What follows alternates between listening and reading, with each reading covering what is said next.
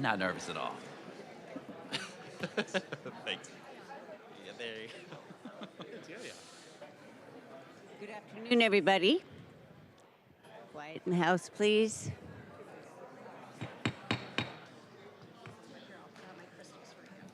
Good afternoon, everybody. The December 2nd, 2025 meeting of the Seattle City Council will come to order. It is 2:03. I'm Sarah Nelson, Council President. Will the clerk please call the roll? Councilmember Juarez. Here. Councilmember Kettle. Here. Councilmember Lynn. Here. Councilmember Rink. Present. Councilmember Rivera.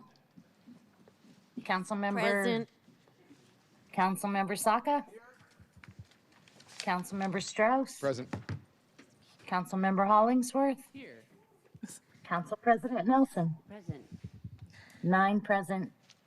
Thank you very much. At this time, we'll now proceed with the ceremonial oath of office for Councilmember Eddie Lynn. Hello.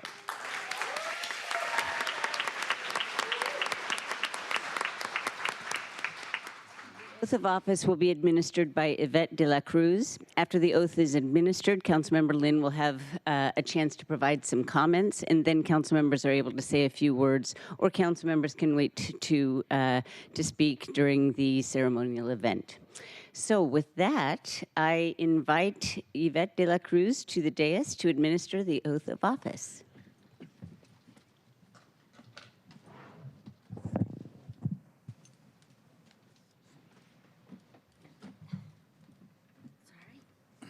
I, Eddie Lynn, swear or affirm I, Eddie Lynn, swear or affirm that I possess all of the qualifications prescribed in the Seattle City Charter that I possess all of the qualifications prescribed in the Seattle City Charter and the Seattle Municipal Code and the Seattle Municipal Code for the position of City Council Member, for the position of Seattle City Council Member, that I will support the Constitution of the United States, that I will support the Constitution of the United States, the Constitution of the State of Washington, the Constitution of the State of Washington, and the Charter and ordinances of the City of Seattle, and the Charter and ordinances of the City of Seattle, and that I will faithfully conduct myself as a City Council Member. and that I will faithfully conduct myself as a Seattle City Council Member.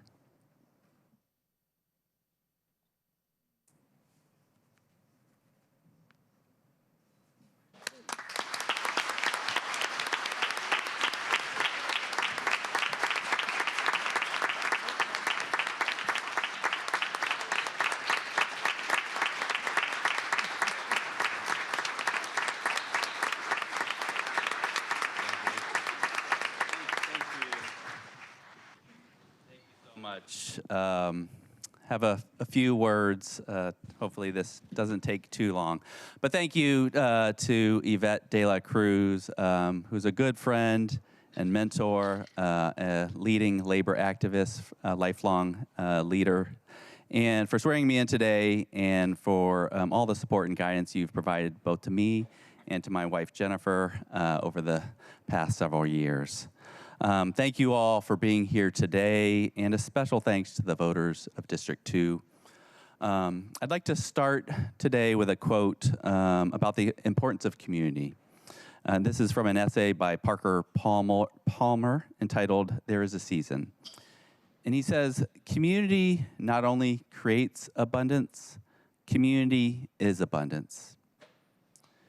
And as I think about community is how we take care of each other and how we will transform our city into a more safe, affordable, equitable, inclusive, accessible, transit-rich, climate-resilient city where we can all thrive. And as I think about community, I think about my own childhood. Growing up in Durham, North Carolina, and I think about the struggles my parents faced as an interracial couple when that was extremely rare in 1970, just shortly after the Loving versus Virginia case. And the struggles my brother and I faced growing up biracial when there weren't many kids who looked like us, and our parents didn't understand what we were going through. But I also think about the community that we were able to form through sports, or just playing with the neighborhood kids. I think a bit about the shame and embarrassment I felt as a kid being Chinese and Taiwanese in a culture and society without strong Asian role models, versus the pride I feel now about my heritage, especially living here in Seattle, where we have such strong and rich Asian American, Native Hawaiian, Pacific Islander history and culture and leaders, whether that's folks like Wing Luke or Ruby Chow or David Della or Velma Valoria, or Sharon Maeda in the crowd here today. And the list is too long to name everyone. Leaders who I follow in their footsteps and who I hope to make proud. And as I think about community, I think about the kids today in South Seattle and in our city who are trying to find their way, who might be feeling disconnected from their parents or struggling to find role models to look up to, who might be struggling with mental health and social media, things that no generation before has had to deal with. I think about the young parents in our community who are struggling to buy a home, to find an affordable family-sized place to rent, and who might be wondering how to pay $3,000 a month per child in daycare. I think about the Friends of Little Saigon Meet the Maker event I attended this past weekend, with young artists and creatives sharing their work and creating beauty and culture and connection. And I think about the young leaders of Friends of Little Saigon and their FODEP initiative, and the leaders who are bringing new ideas and strategy around how to address public safety concerns in the neighborhood with compassion, while also supporting small businesses and residents and preserving the rich cultural heritage of the neighborhood, not trying to preserve it in amber, but helping the neighborhood evolve while also honoring its history. I think about our unhoused neighbors, especially as winter approaches, who don't have a roof or heat or safety or a bathroom to use, and I wonder how that's possible in such a wealthy society. And how things have only gotten harder and worse 10 years after declaring a state of emergency for homelessness. And as I think about community, I also think about another event I attended on Saturday, organized by the Rainier Avenue Committee, a group that centers the voices of Black youth. And they held a vigil for victims of traffic violence on the corner of Othello and MLK. And I felt both a sense of sadness for the many lives lost to traffic violence, and also hope, seeing the energy of our youth in advocating for a better future, where traffic violence and our addiction to vehicles as a primary mode of transportation can become a thing of the past. And finally, I think about the celebration I also attended on Saturday at the Filipino Community Center, where they had a tree lighting ceremony and were singing Christmas carols in multiple languages, and traditional dance, and just celebrating culture and community together. And I think about how joy and celebration is a form of resistance and resilience. And the essay I quoted earlier by Parker, it's about his experience as an organizer and activist, and how observing the seasons, he learned about the rhythms of life and how not to despair in dark times or in the winter months, which lay the seeds for rebirth and new growth. And how summertime is a season of abundance can also teach us something about ourselves. And he writes about how when we live life in fear and with a scarcity mindset, we tend to hoard resources and hoard power in relationships. And in doing so, we create the very scarcity that we are afraid of. And that the opposite is also true. When we have an abundance mindset and share our power and resources, we foster a community where we take care of others and they also take care of us. And that is the world that I want to be a part of helping to nurture, the world that I believe District 2 residents want to see. And as I reflect on that world that we can foster, that world of abundance that happens when we come together as community, it becomes crystal clear to me that I am not alone in this work, that we are not alone in this work, and that the resources and tools that we need, that our kids and elders need to flourish, are right here in this room and all around us. It is us working together, growing together, talking, and collaborating together. So I want to thank you all for being here in community today, for all the ways you contribute and participate in our democracy and advocate for a better future. And I hope to join you all downstairs around 3 p.m. for a reception with wonderful food from Island Soul and good conversation, because nothing says community like breaking bread together. Thank you.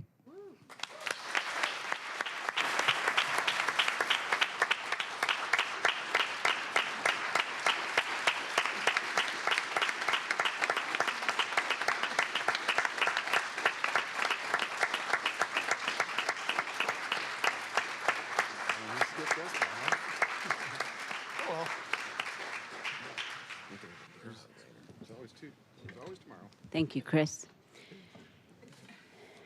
And thank you for those remarks, and welcome. Thank you. All right, colleagues, I will save my remarks until the reception following the council meeting, but if there are any comments right now, I will certainly recognize you. Okay. Not seeing anything. We sang your praises yesterday, just for the viewing public to know as well, so you can tune into that from yesterday's meeting as well. All right, today we've got 2 proclamations being brought forward by Councilmember Hollingsworth. And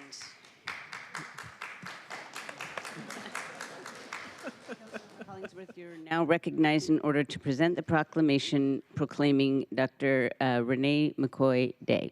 Proclaiming today to be Dr. Renee McCoy Day.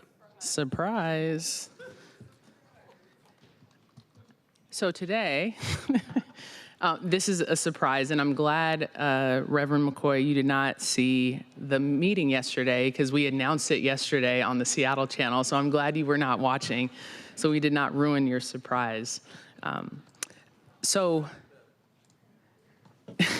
Dr. Renee McCoy has been a leader in public health, HIV/AIDS prevention across the nation, founder of organizations that have addressed health disparities and uplifts African Americans and LGBTQIA communities. She's a scholar, she's an educator, she's an artist, and in her lifelong commitment to service and empowerment that exemplifies the highest ideals of leadership. Reverend Dr. Renee McCoy was born in Detroit.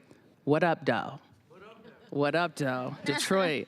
Her faith has remained grounded in the belief that God calls us to do something simple: feed the hungry, clothe the naked, house the homeless, and work to release those who've been imprisoned by guilt, shame, fear, and despair. As a teenager, she was involved in the Student Nonviolent Coordinating Committee, SNCC, and Black Catholics in Action program at her local parish. One of the things, when I was reading through your life story and conversations that we've had, growing up, being Black and gay back in the 60s and the 70s, oftentimes when you're in a Black community, you have to choose your Blackness over your gayness.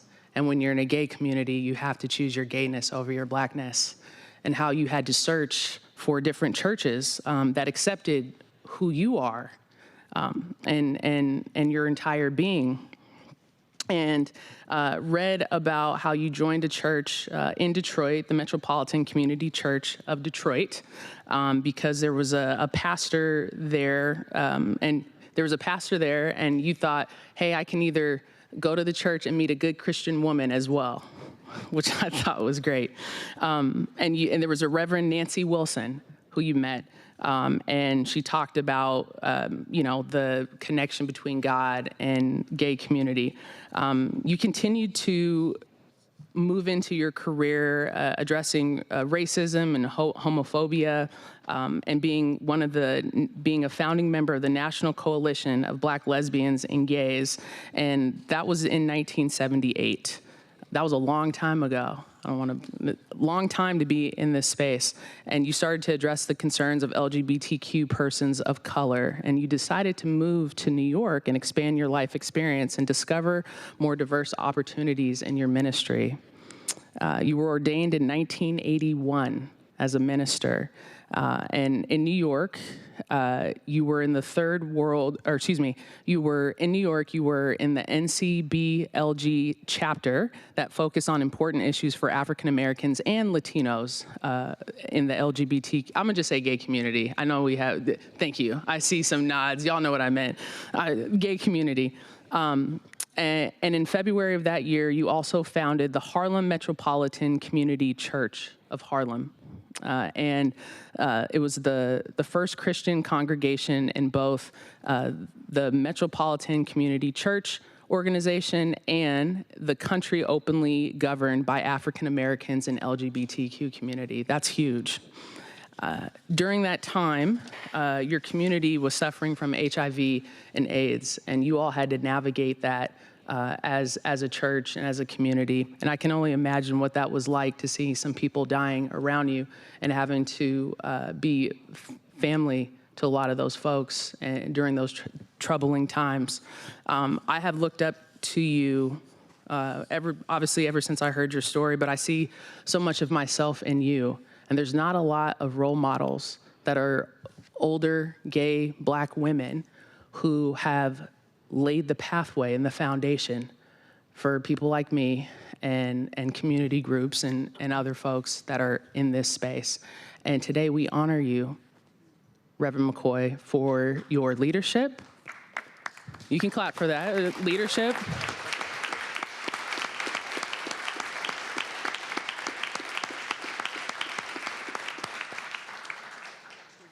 For your leadership, for your love that you have poured endlessly into this community, and for your faith in us as well. And knowing your heart and your soul and your mind, and you are a true child of God, and we are so grateful to have you serving in this community. And also, we are so lucky that we got you from Detroit. What up, Dell? All right.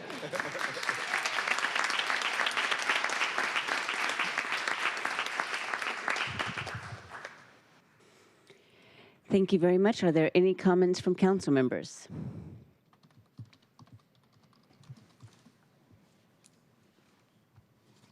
Seeing none, I would like to ask that we suspend the rules to present the proclamation and allow our guests to make some comments on our own. Awesome. Okay. So hearing no, I have to say this I'm thing. sorry, President. Hearing no objection, the council rules are suspended and the proclamation will be presented. So go ahead, please. And you're Awesome. welcome And so to- I'm going to come down here, Reverend McCoy, I'm going to give you this proclamation, and you will say a few words. We're going to ask you if you say a few words. I know this is a surprise, so complete surprise. And I'd also like to thank Deontay Damper for this request as well.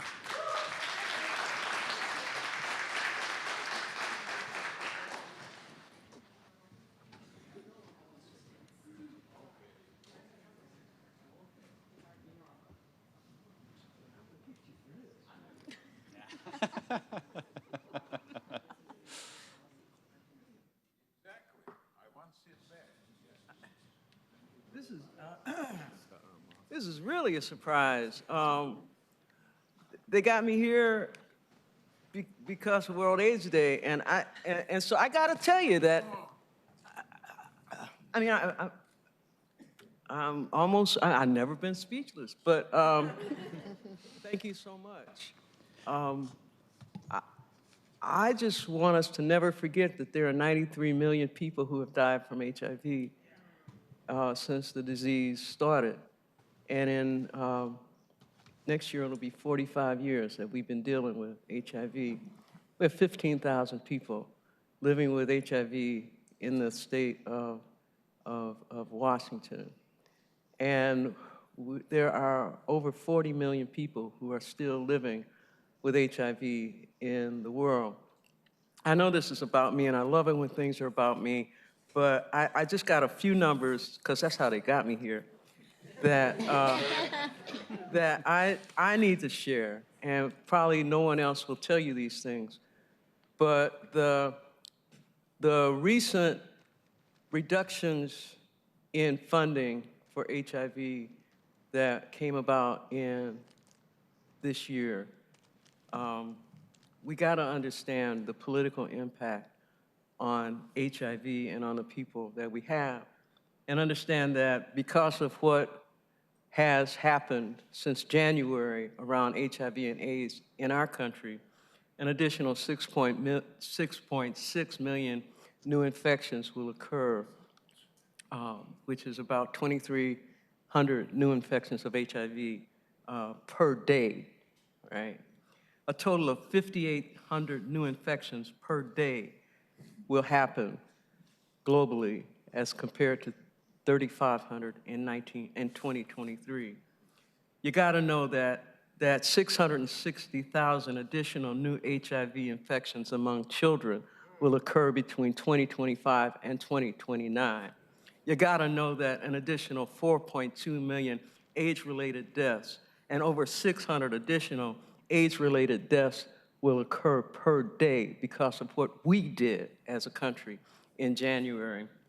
You got to know that there will be an additional 3 million orphaned children who are orphaned because of HIV in the world.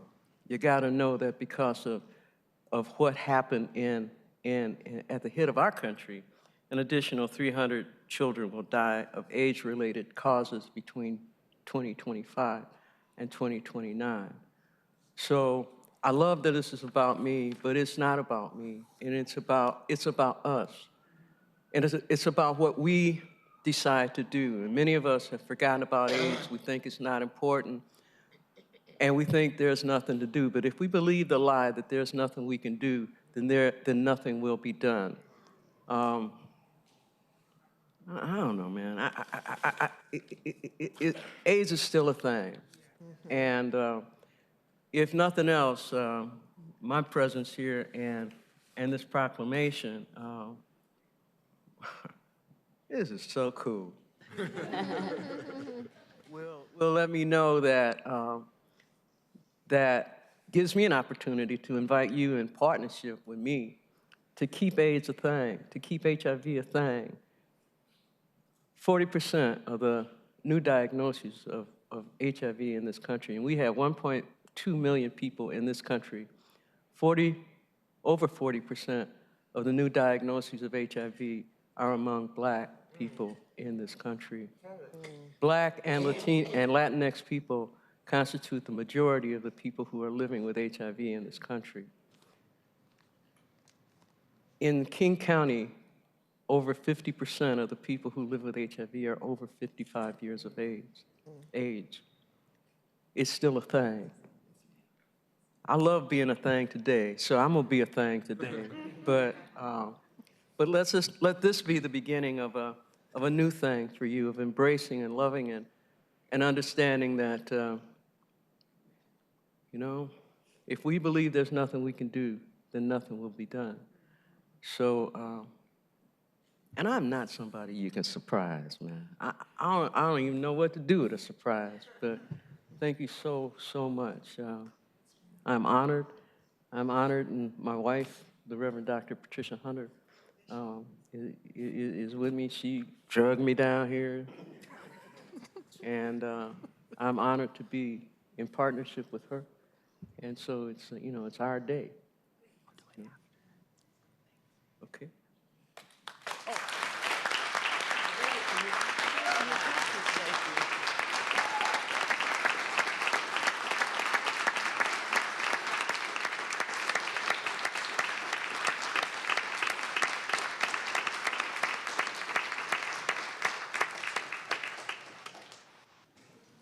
I'm so sorry. Hello, Deontay Damper, just a community person. I'm here as a community person and on lunch break. But I just want to be very clear. I know you say it's not about you. And I know that because you've always been able to lead with heart. But I'm so happy to stand in front of this council to make it very clear that Black women lead and should not feel that they have to always think about the other person. I'm just so happy that today you get to see your whole self be prioritized and uplifted in this community. As a person living with HIV, you have been able to deliver chicken soups to the community members that ended up case managing me, who has taught me now to give to community. You see, the energy that you give, Dr. Renee, that most Black women give is so contagious. and should be protected. And I just want to let you know that I protect you and I lift you up and I thank you for not only being a bridge for our community, but for showing a young queer boy that HIV is not a death sentence. Thank you.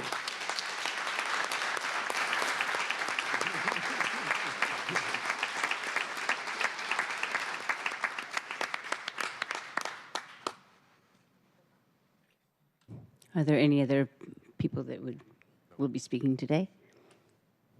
I think that's One more person. okay. I thought that was it. Executive Director Stephen Sawyer.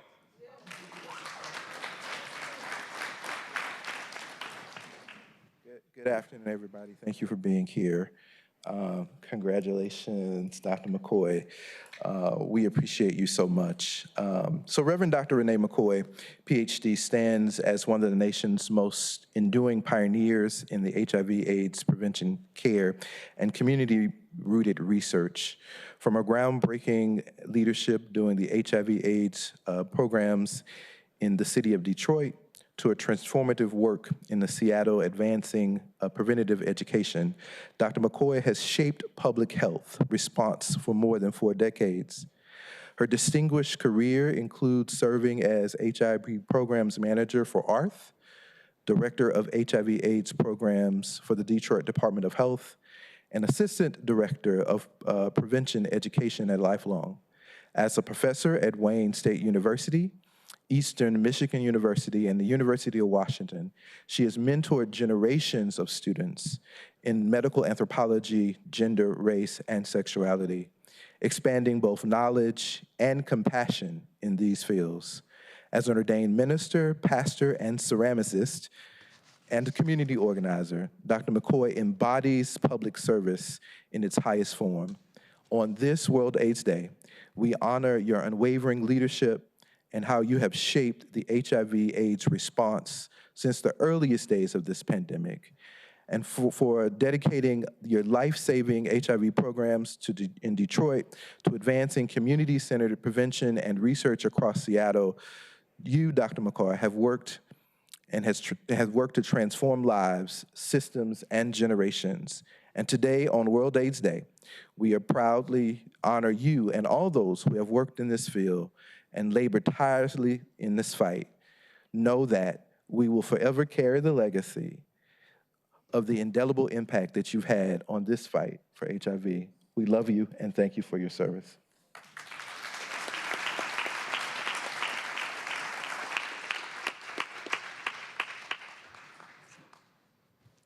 Okay, thank you very much. We'll now move on to our second proclamation. Councilmember Hollingsworth, you're recognized in order to present the proclamation proclaiming December 2nd, 2025 to be John Jeffrey Tucker Day. And just to clarify, we're sharing the days today. Is that okay, Reverend McCoy, Tucker family? We good? Okay, awesome. So we want to welcome Keith Tucker and the Tucker family. Today we have a proclamation for Mr. John Jeffrey Tucker, who's the founder of Langston Hughes Performing Arts Center, who dedicated his life to expanding the opportunity and community pride in Seattle. He passed away on March 22nd, 2025, but his legacy has left us a lasting impact on generation and artists in Seattle residents. A little bit about Mr. Tucker's life. He founder of Langston Hughes. He was born May 10th, 1945 in Milwaukee, Wisconsin. He moved to Seattle in the 1950s when his father got a job at Boeing to be an engineer. He went to Meany Middle School, then Garfield High School. He got a scholarship to Whitworth College in football. He majored in business and history, and I knew I liked him because I found out he was an alpha man, Alpha Phi Alpha. There's only one fraternity, Alpha Phi Alpha. I know some people, I know there's a Kappa in the house, but we don't, I'm just playing. He was recruited by the brilliant Walter Hunley in Model Cities. This program produced Camp, which is now Bird Bar, and also El Centro de la Raza as well. A lot of people, a lot of civil rights activists worked in Model Cities, in the greats throughout the city. He was recruited by Judge Johnson, who was the chair of the board at the time, to and who oversaw model cities to do some type of youth programming. They wanted to do something to stimulate the youth. And so Mr. Tucker found an area on 17th and Yesler, which was a synagogue. He put together a plan, sent it to the rabbis, and they were able to, that was birthed Langston Hughes Performing Arts Center. We could not, the Central District would not be what it is without Langston Hughes Art Performing Center. The amount of creativity, culture, connection, community, events, love that has come out of that space because of your father is a long-lasting legacy. For Blacks, the arts is a form of education. It's a form of community. It's a form of connection. It's our people. It's in our spirit. And without that center has saved lives. It has served as family reunions. It has served as a place for spirit, of joy. And we are so honored today that you have allowed us to present this proclamation to honor your father, Mr. John Jeffrey Tucker. And so we honor him and we invite you to come say a few words.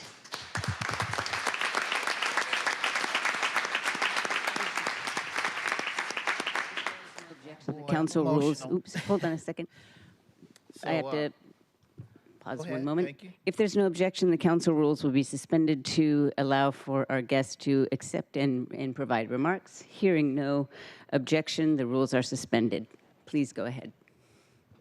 So much. I'm really emotional today. This has been a 17-year deal for me to be able to get my father honored as the founder of Langston Hughes. So I'm really thankful. Can you guys hear me? Everyone can hear me? Okay, cool. Thank you.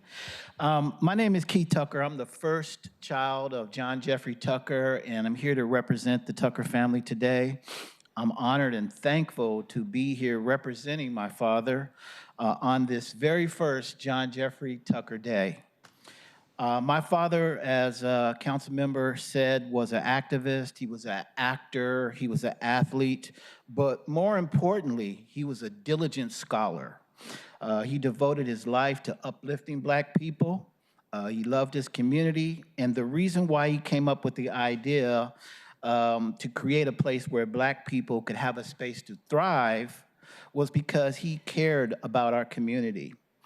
And so every year from now on, we will celebrate my father's legacy, Langston Hughes Performing Arts Center. And I want to thank the 3 Black women that made this happen. I want to thank Ebony Aranga, Marie Kitty, and Councilmember Hollingsworth for making this happen. And I also know that my father would be so proud of the legacy that has been fulfilled that he found in the 1970s. And just know one thing, that John Jeffrey Tucker Day will be a day of action. We will do events. We will continue his legacy. It won't be just a proclamation on paper. It will be something that is celebrated from this day forth. Thank you so much.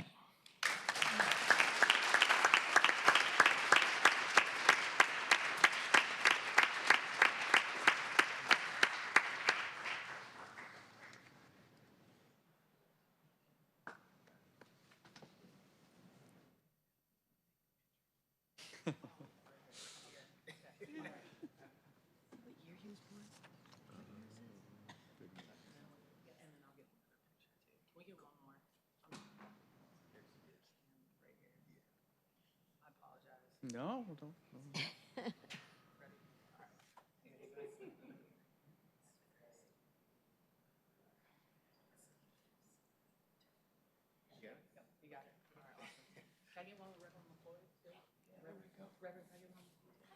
Please. I'm sorry.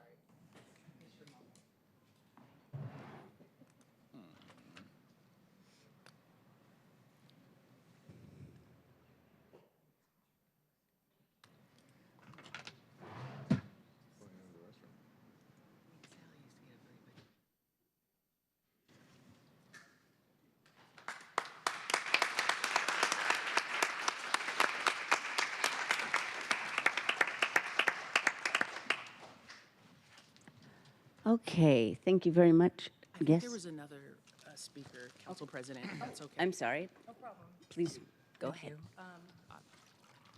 Good afternoon, council members, community members, and most importantly, the Tucker family. My name is Marie Kide.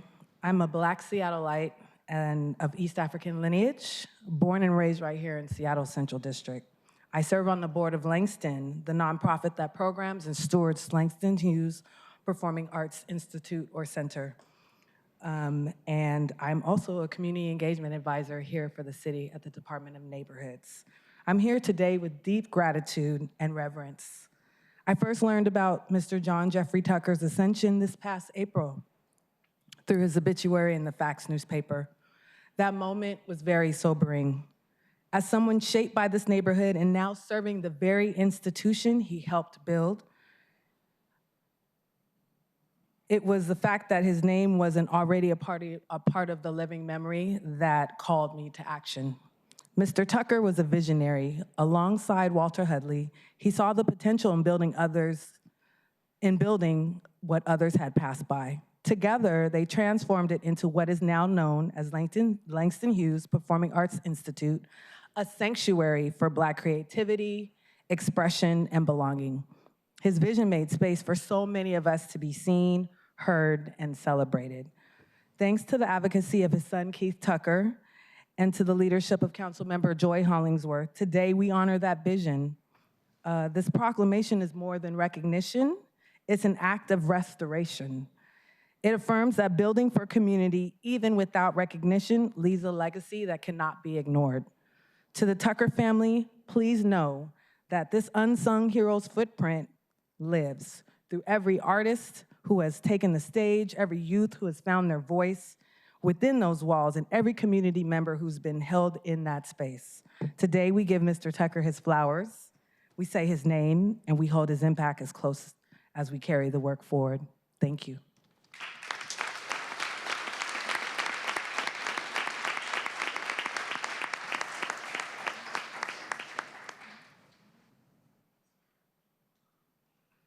Thank you and congratulations. Okay, if there are no more speakers for this proclamation, before moving on to our public comment period, I'd like to recognize Councilmember Strauss. Councilmember Strauss, you have the floor. Thank you, Council President, colleagues. Today has been a day of gratitude and celebration. Councilmember Lynn, your words stuck with me deeply as I reflected on the gratitude that we've shared today. Even when things are bad outside, when we come together as community and celebrate the accomplishments that have occurred, we are able to find that spirit that fills our heart and soul. That's what we're here doing today, and it's an immense honor for me to get to call up one Mr. Albert Ward. Mr. Ward.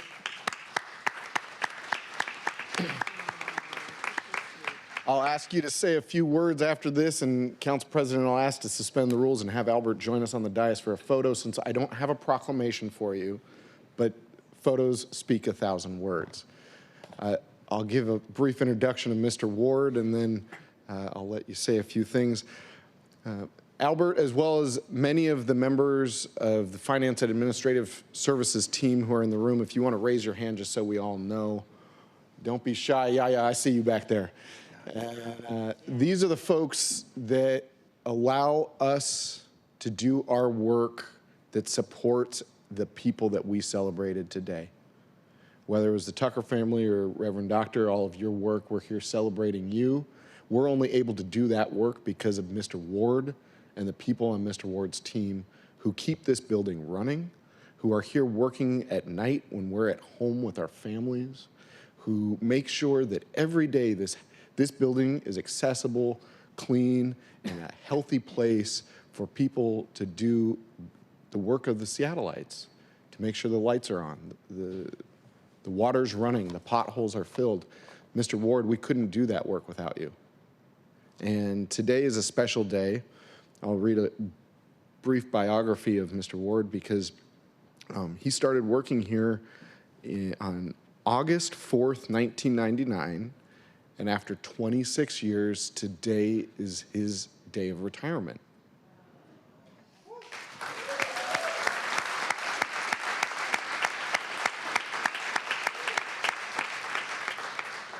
Mr. Ward is a quiet man. I know this because I try to say hello to everyone that I run into, and Albert's had few words to share with me, but your presence is striking. I've watched you work over the last 8 years. Born on September 12th, Frank and Annette Ward became proud parents. Albert's got 2 brothers, Jim and Steve. His mother, he's Native American with his mother tribe, Thompson tribe of British Columbia, and his father tribe, the Cree tribe of Alberta, Canada. And Councilmember Ward has let me know that traditional enemies of Blackfeet, but we're going to let it go today. Albert went to Pacific High School and as a lifelong learner, completed his GED in 2019. The work staff have a celebration for Albert completing this big life event, and such large congratulations. You started again here in the janitorial department on August 4th in '99, and today, December 2nd, is your last day of city employment, but you won't be far from our hearts. When asked, his favorite hobby is volleyball. The next highlight of the career is completing the job from until today. And one thing that struck me was when you were asked about if you could go back in time, what advice would you give to your younger self? You said, keep working. And I think that really embodies the spirit that you bring to this building, because every day that we walk in these doors, the building is warm, clean, and welcoming, and we couldn't do without you. Thank you, Mr. Ward.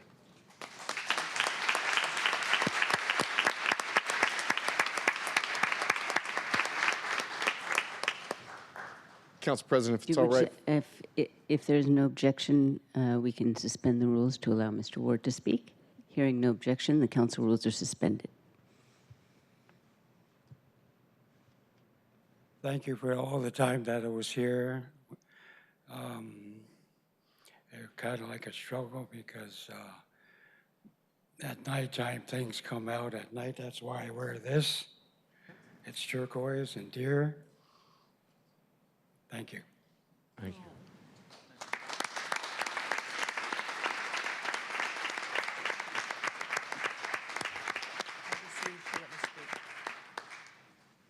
Thank you for your service. Council President, may I say a few words? Yes, please. Thank you, Council President, for recognizing me. Where are you, Albert? There he is. Albert, as Councilmember Strauss said, that you are a quiet man, but when I first walked these halls in 2015 and 16, you approached me, and as we do in Indian country, you said, who are your people? And I said, Blackie, who are your people? And I remember you telling me, I'm going to cry because I remember us talking, and I would work late all the time, and I would walk down to the garage or the first floor, and you'd always be down there, and you would approach me, or we'd just kind of visit about what was going on, and we would talk. But you reminded me of our ways of when we walk up to people with an open hand and just say, who are your people? Where are you from? And you told me you were Cree. I made a joke because Blackfeets have a ton of Cree jokes, and you reminded me you had a ton of Blackfeet jokes. And as we say at Blackfeet, okay, nape, my friend. And I know you told me about a week ago in the garage, I was working late and I came down and you came up to me and you said, I got something to share with you. And you told me you were leaving. You didn't say you were retiring, you just said you were leaving. And I said, well, what's going on? He said, well, I'm not gonna, well, actually you said retiring, but I can't remember how you said it. And I go, well, let me know when that happens. Well, you let Councilmember Strauss know, so that's good. But I just want to say the 8 or 9 years that I've been here, and I've watched you, as Councilmember Strauss said, you know, quietly just doing your job, observing, and just being a kind man. And sometimes we don't have a lot of kindness in the people's house. And for that, and that spirit, I want to thank you, my friend.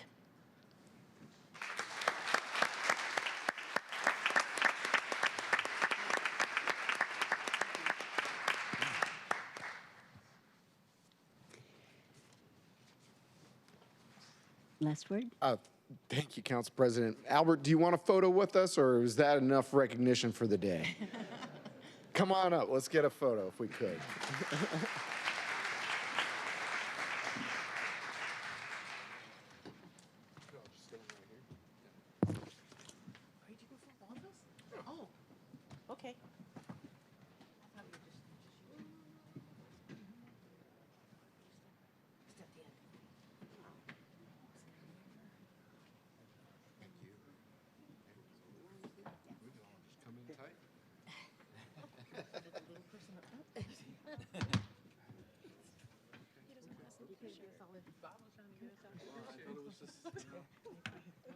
Yes, to be in the seal, though. With the planes and dampers. It's Black feet, by the way. 3, 2, 1. Up this way. 3, 2, 1.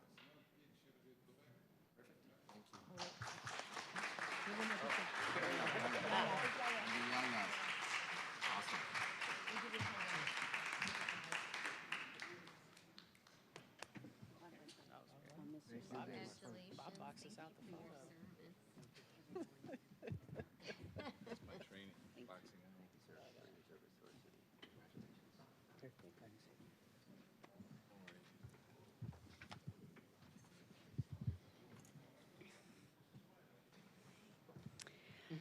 Okay, colleagues, at this time we'll open the hybrid public comment period. Public comment is limited to items on today's agenda, the introduction and referral calendar, and the council work program.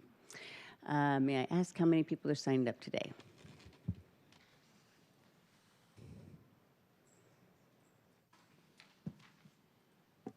Council President, currently we have 8 in person and we have 7 remote. Person a minute to speak and start with, let's just do all of the in-person speakers at once. Speakers will be called in the order in which they are registered. Speakers will hear a chime when 10 seconds are left of their time. Speakers' mics will be muted if they do not end their comments within the allotted time to allow us to call on the next speaker. We'll start with Yvette Danish and then Alondra Torres.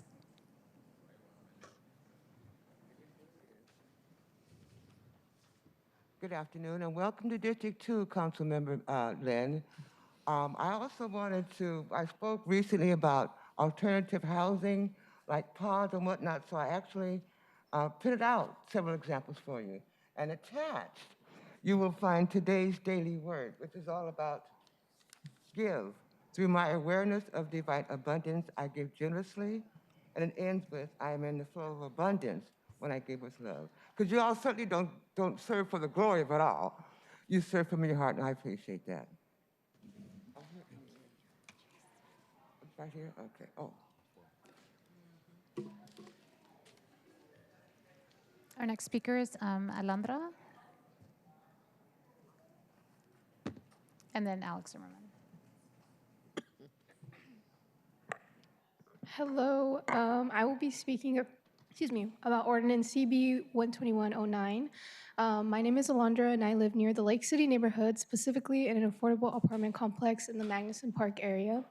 I'm here today because my community is in crisis. When the Lake City Fred Meyer closed, it didn't just shut its doors.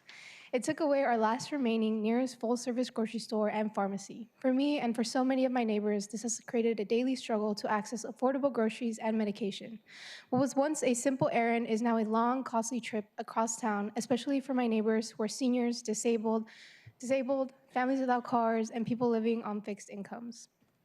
The Lake City Fred Meyer also represented more than just a store. It was a community hub for many, especially after the burning down of the Lake City Community Center. The Fred Meyer was a place where community could meet and connect across generations and income levels.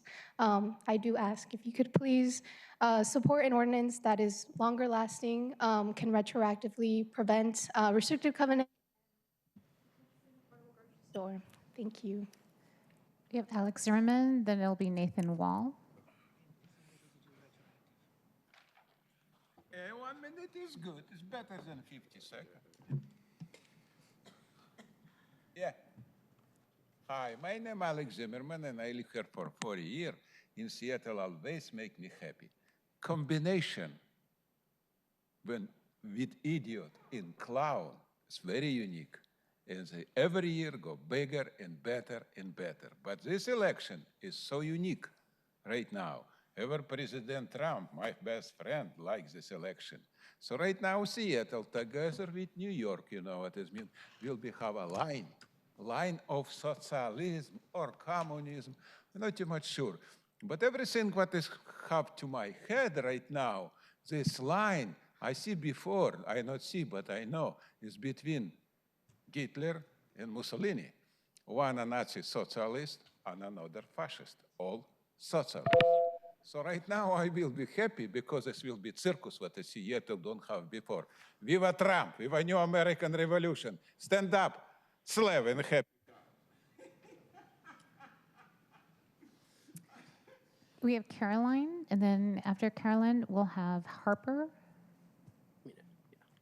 Oh, Nathan, Yeah, that's okay, correct. that's Yes, Nathan, I apologize. That's Nathan, okay. then Caroline. All right, that made sense. I'd like to welcome Eddie Lynn to the dais. Congratulations on your mandate. I'm looking forward to both continuing the work of Councilmember Morales, but also charting a new path forward on the council where I'm looking forward to leaving some of the past divisions behind. And I'm really happy to see that some of that has been happening already. Really, I appreciate Councilmember Kettle and Councilmember Rink working together on a lot of things. It really was nice to see you two and Councilmember Solomon at the ceremony. Also, just seeing Councilmember Rink and Hollingsworth's friendship grow and collaborate. It's been nice to see. And so I hope that we can have a council that works together despite our differences. Our differences are important. I do think it's important that we are united against the fascist threat from Donald Trump. As we speak, he's consolidating power. He's threatening our elections. I think it's genuinely worth asking whether we're gonna have a free and fair election in 2028 or not. And it's important that we all stand up against every attempt that is made to take away these freedoms. And Alec. And then we have Caroline, and then after Caroline, we have Harper.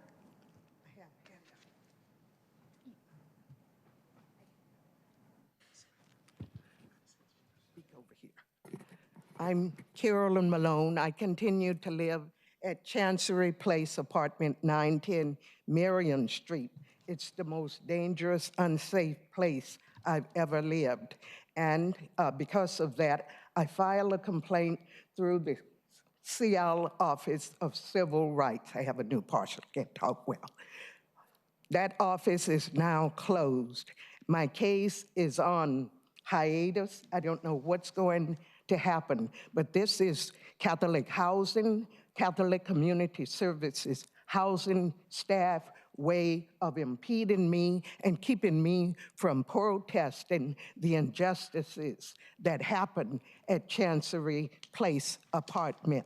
For 7 years, I've lived through just horrendous things, just bed bugs, pepper spray, tasing.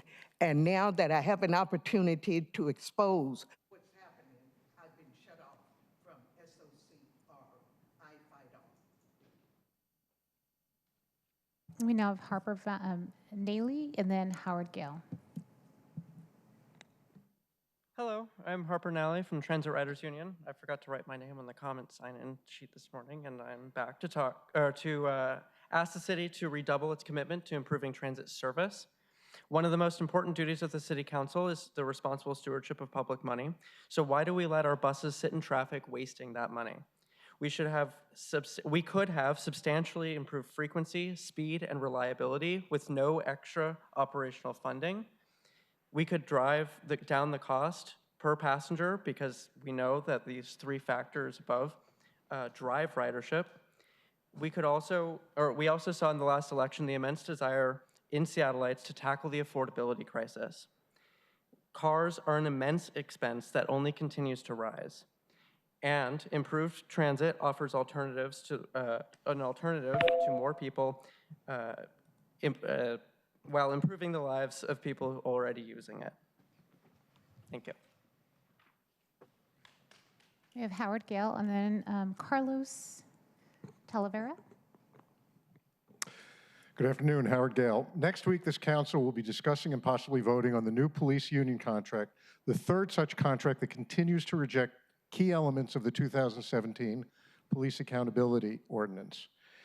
A month after that ordinance was passed, on June 27th, there was a council meeting to discuss SPD's brutal murder of Charlena Lyles 9 days earlier. Councilmember Juarez said, quote, "We will demand accountability, transparency, community oversight, and not allow this to happen. More importantly, those of you who hollered out, what are you going to do? Keep doing that." Yet, while Juarez was a council member, 9 more in similar circumstances were killed by SPD. Iosea Falatogo, Danny Rodriguez, Ryan Smith, Sean Lee Fur, Terry Caver, Derek Hayden, Rigoberto Bramilla Paello, Marshall Curtis Jones III, and just recently Jack Palelli. In all of these cases, they only had a knife or no weapon in their hands when shot. In 7 cases, like with Charlena Lyles, a severe mental health crisis was answered with bullets. I did take this bit of advice from Councilmember Warren. I am still hollering, what are you going to do? Are you going to vote down that contract? Thank you.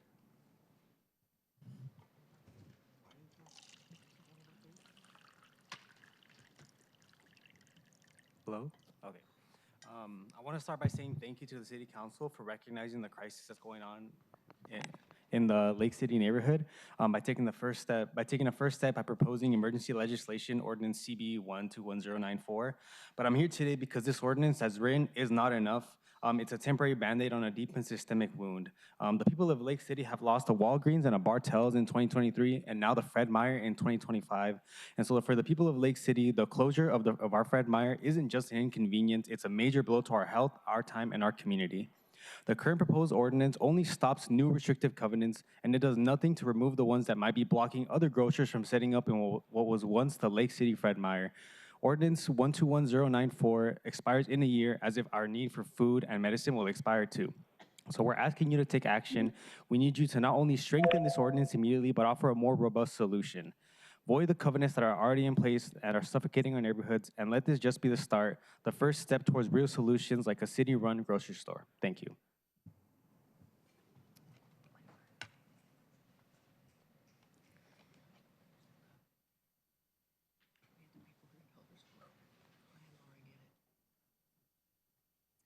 We have Holly Heap. Hello there. I was here September the 3rd and spoke on a situation that I'm going through with domestic violence.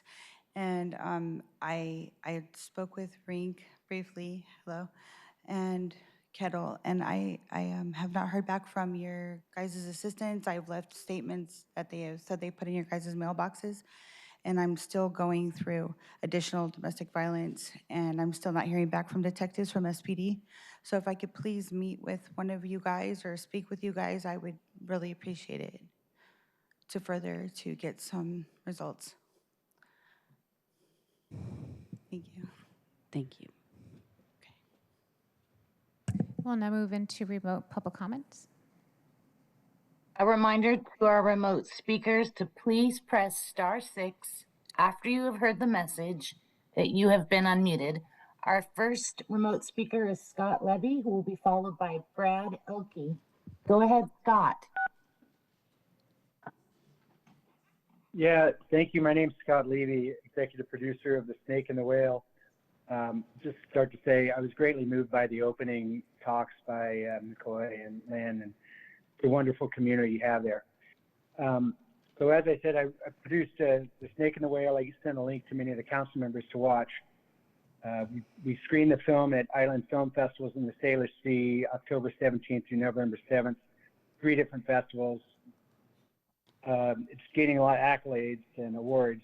And after the screening, one Q&A lasted 2 hours in Innsbruck, Austria. What can we do from here? Well, what I want to suggest to the Seattle residents and the Seattle City Council members, what a call to action might be. Well, Seattle City Lights is run by the City of Seattle and gets 60% of its electricity from Bonneville Power Administration. Wow, that's a quick 2 minutes. What I'm suggesting is that as they negotiate a new 20-year contract, that Seattle. Thank you, Scott. Our next speaker is Brad Elke, and Brad will be followed by David Haynes. Go ahead, Brad. Hi, thank you, Council, for hearing my comments. I'd like to speak on the importance of the restrictive covenants being removed to reopen grocery stores and pharmacies. I think that the temporary legislation was a necessary step, but by no means sufficient. I urge you to make the legislation permanent and to think of other ways to remove this harmful practice. The free market only works through robust competition, and corporate consolidation robs us of that chance. Restrictive covenants are just more artificial constraints upon that process. I also want to offer the Seattle Restored program as a model for what could be done for the Lake City Fred Meyer location. Since 2021, it has transformed 95 vacant storefronts into small business startups, pop-ups, and artist residencies generating $1.6 million in local sales. Profits stay in the community, creating a circular economy. Local businesses offer what nationals. Okay. Thank you for your time, and please consider what you can do to help make Lake City a whole neighborhood and community again. Thank you. Thank you. Our next speaker is David Haynes, and David will be followed by Alberto Alvarez. Go ahead, David. All right, thank you. Congratulations, Councilmember Lynn. It's time to begin to purge the bad policies that are baked into this year's and next year's budget that Bruce Harrell tainted with racist, bottom-of-the-barrel policies that run interference for the criminal underworld characters that have been wrapped around and embraced and prioritized for housing and services first. And these council members thinking that they could ride the coattails of a corrupt mayor who's been running interference for his criminal underworld neighbors his whole career, tainting the integrity of police reform, has exacerbated the crisis. And if you notice, Councilmember Hollingsworth co-opted the entire meeting with Councilmember Strauss playing performative politics while we have a homeless crisis that dictates a need for capacity now, and using federal resources and state resources nobly. Certain council members are getting in the way of leadership to solve the crisis and the not so nices. And we only get 1 minute, which is a telltale sign that y'all don't care. Thank you. Our next speaker is Alberto Alvarez. And then we also have Andreylin Escuerdo, who is signed up but not present. So after Alberto Alvarez, if Andreylin signs up, then we'll let them speak also. Go ahead, Alberto. Thank you. Politician landlord Maritza Rivera is on record for corruption and to try to sabotage the Black community projects through cutting EDI. Rivera only backed down after facing a multi-hour public shaming from the community she was targeting. Rivera has also took an official vote to try and lift ethics rules to enrich herself as a landlord. In addition, she endangered Port of Seattle operations, voting to place working-class housing in the heart of regional freight lines. Maritza Rivera is either fully corrupt or dangerously ignorant. It shouldn't take hours of public shaming to stop people like her from doing these things. Have a good day. That was our last remote speaker signed up and present to speak. Thank you very much. We've gotten to the end of our public comment period, so public comment is now closed, and we'll move on to the agenda. So, the IRC, excuse me. If there is no objection, the introduction and referral calendar will be adopted. All right, hearing no objection, the introduction and referral calendar is adopted. And if there is no objection, the agenda will be adopted. Hearing no objection, the agenda is adopted. We'll now consider the proposed consent calendar. Items on the consent calendar include the minutes of November 21st, 2025, and Council Bill 121134, payment of bills. Are there any items that council members would like to remove from the consent calendar? Didn't think so. So hearing none, I move to adopt the consent calendar. Is there a second? Second. Thank you very much. It's been moved and seconded to adopt the consent calendar. Will the clerk please call the roll on the adoption of the consent calendar? Councilmember Juarez. Aye. Councilmember Kettle. Aye. Councilmember Lynn. Aye. Councilmember Rink. Yes. Councilmember Rivera. Aye. Councilmember Saka. Aye. Councilmember Strauss. Aye. Councilmember Hollingsworth. Yes. Council President Nelson. Aye. 9 in favor, none opposed. Thank you very much. The consent calendar items are adopted. Will the clerk please affix my signature on the legislation and minutes on my behalf? All right, there are no committee reports for consideration today, and there were no items removed from the consent calendar. There is not a resolution for introduction and adoption, so we're coming up to the end of our agenda. Is there any further business to come before council? All right, a reminder that we'll be having a reception welcoming Councilmember Lynn immediately following adjournment in the Bertha Knight Landis room. So here we are. It is now 3:08. We've reached the end of today's agenda. The next City Council meeting will be on December 9th at 2 o'clock. Hearing no further business, we are adjourned. Thank you, everybody.